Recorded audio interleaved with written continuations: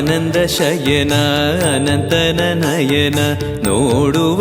ನಿಮ್ಮ ನಳಿನ ವೀಣೆಯ ನುಡಿಸಿ ನಾದವ ಬೆರೆಸಿ ನಂದನ ಕರೆವ ಬದನ ಆನಂದ ಶಯನ ಅನಂತನ ನಯನ